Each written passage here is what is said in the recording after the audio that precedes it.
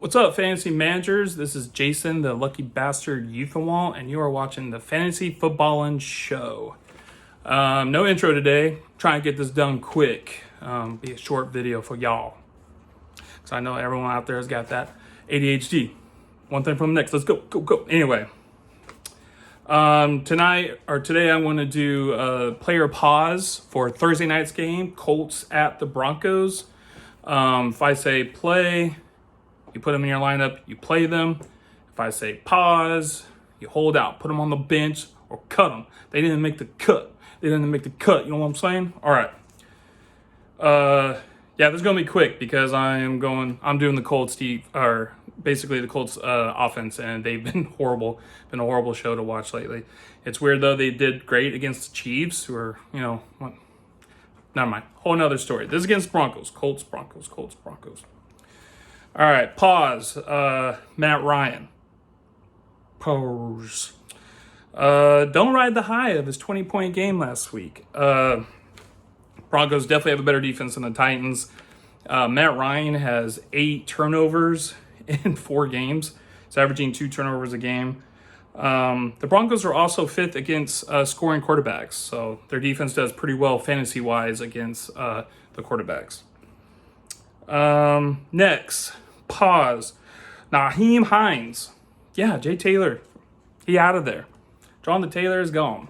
Now, he just hurt his high ankle sprain. That's very hard to run on, especially for a player like Taylor, who is like the cut and go. He's going to miss. So the next runner-up from as their backup is Hines. Colts run game has already looked awful with one of the best running backs in the league with Jonathan Taylor, so I can't imagine Hines is going to do any better. Plus, against the Broncos defense, is 8th in scoring for running backs in fantasy. If you're really desperate and you're in a bigger league, I guess play Nyheim Hines, because I think he's going to have there's a good chance he's going to have more reception yards than he is rushing yards. So, like if you're in a PPR, 16, 18 PPR. This one, it's a little nervous. Makes me a little nervous to say this, but play Michael Pittman Jr., USC boy. It's not because he's from USC. I feel the Colts are not going to be able to run the ball, so they are going to have to pass. The thing is, the Broncos, they got pretty good cornerbacks, as in Pat Surtain the second. He's been playing pretty decent lately. The only reason why I am saying to play Michael Pittman is because he's a very talented player. He's obviously their number one option. They will try to probably get the ball to him, force ball to him a few times. Is kind of what you want. You want that volume. I think he's going to have opportunities. I just don't know how well he's going to do. So I'm going over opportunity. Then I'm thinking he's going to have like 100 yards and a touchdown, which would be great if you play them. I just don't think that's going to happen. So I'm going over more volume than what he might actually score. You always want opportunities.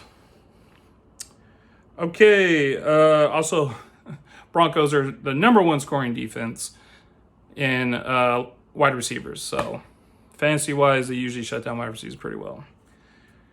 Okay, this is the one I'm going to throw out there. This is the one that's just like taking a big leap for, and it's play Mo Alie-Cox. If there's any weakness in fantasy for the Bronco defense, it's the tight ends. They are ranked the 20th in tight end scoring. And like I said, Matt Ryan's going to need to throw the ball, and that's going to be the Broncos, I guess, weakness. It's going to be the tight end play. And he already had a big game, 6 receptions for 85 yards and 2 touchdowns last week. So he could catch the ball, he could score. So I think you're going to kind of hope for that again, that he's going to need to throw the ball a lot because not going to be able to run. Maybe they're going to have Pittman on lockdown. So he's already shown that he could trust Cox. He's going to, there's a chance he's probably going to do it again. I think he might do it again. Okay.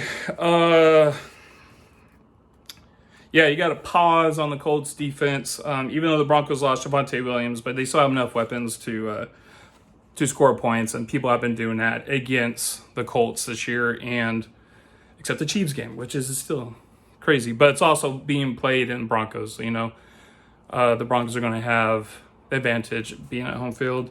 But I will say play kicker Chase McLaughlin, as I believe the Colts are not going to be able to finish most of their drives. Like, they'll probably get on one side of the 50-yard line. I don't think they're going to score many touchdowns, but I think they'll get in positions to kick many field goals.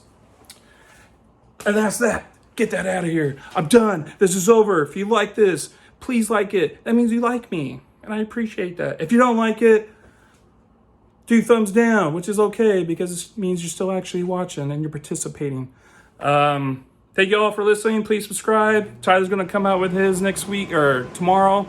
And yeah, I'll catch you on the flip side.